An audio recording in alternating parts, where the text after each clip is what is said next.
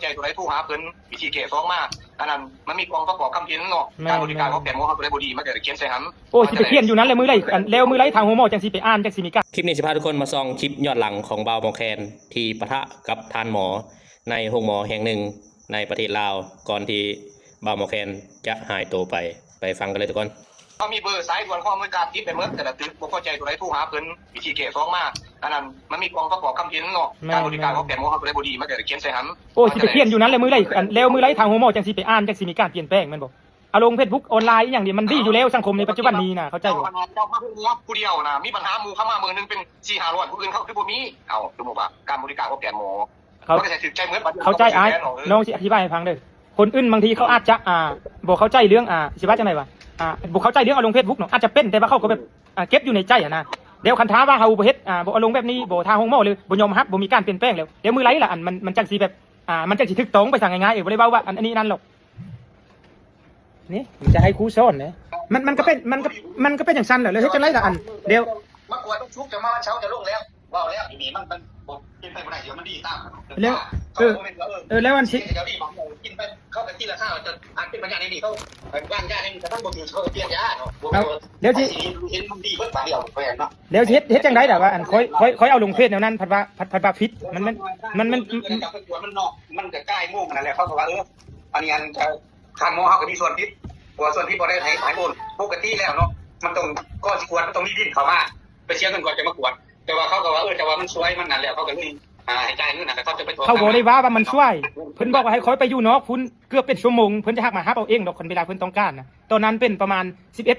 นขึ้นเหมือพุ่นเลยช่วงเพิ่นไปเอาช่วงนั้นคนมันจะบ้างไปแล้วคุณบอกยังให้จะเข้ามาเลยสิเอามาส่องหน้าว่ามันแม่นแท้บ่ตามของเขาก็ท่านจะบอกว่าเนี่ยนี่เขาบอกกันไปจังนึงเดี๋ยวมันสิเอาความบ่ได้แท้ของเขาเป็นเจ้าหน้าที่เป็นคนกลางว่าแต่ฉันว่าเจ้าบ่ได้ใกล้เขามาส่องหน้ากันเลยมันไปตามของผู้ใดแท้ผู้ใดบอกถึงผู้ใดบอกอันนี้แหละเขาจังบ่อยากไปย้อนว่านี่สุเจ้าสินี่เขาเป็นประชาชนเนาะแม่นบ่ยังครับนี่แต่ว่าเรื่องนั้นเรื่องขั้นมันการบวกเขาเป็นประชาชนแล้วเขาสิกล้าไปบ่ล่ะเขาเป็นประชาชนแนวเจ้าก็ยังโทรก็ยังลักษณะแบบการนัดคู่แล้วเด้ที่ญาตินี่สั่งเขาว่าจะบ่เข้ามาแล้วก็แล้วก็บ่ได้มีปัญหาหยังเขาบ่มีปัญหาหยังเมื่อกี้เจ้าก็ยังเบาเลยเด้ปะอีหยังว่าลักษณะคือการข่มขู่เลยเด้จังซี่จังซั่นเด้แล้วเขาไม่นั่นก่อนมาไทยหยังเช่าก็เอาว่าแล้วกันบ่แม่นเฮาข่มขู่เฮาก็ยังว่ามาถามเบิ่งว่าเขาเจ้าบ่เข้าใจกับกระทรวงนากันเนาะคือจะเว้าว่าจะว่าคือตามแผนเว้าว่าเจ้ามากับว่าขออย่าให้กวดก็เข้ากับว่าสิหมดแล้วแล้วอีก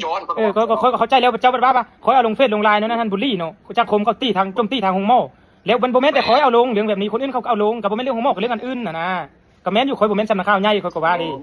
แล้วแต่ว่าความหมายว่าเพราะว่าผมเข้ามาก็บ่แม่นว่าเอาลงก็คือว่ามันเป็นมี2คมก็เข้าใจอยู่เป็นมี2คมแต่ว่าอันเรื่องที่คอยเอาเว้าไปหั่นน่ะอันเรื่องอัน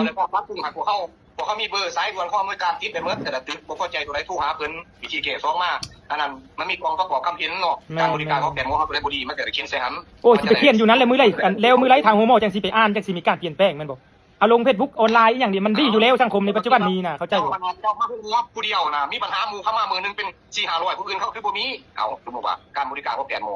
เขาก็จะถือใจเหมือนเข้าใจอ้ายน้องสิอธิบายให้ฟังเด้อคนอื่นบางทีเขาอาจจะบ่เข้าใจเรื่องสิว่าจังได๋วะบ่เข้าใจเรื่องเอาลงเฟซบุ๊กเนาะอาจจะเป็นแต่ว่าเขาก็แบบเก็บอยู่ในใจนะเดี๋ยวคันท้าว่าเฮาบ่เฮ็ดบ่เอาลงแบบนี้บ่ทางห้องหมอเลยบ่ยอมรับบ่มีการเปลี่ยนแปลงแล้วเดี๋ยวมือไหลล่ะมันจังสิแบบมันจังสิถึกตรงไปสั่งง่ายๆบ่ได้เว้าว่าอันนี้นั่นหรอก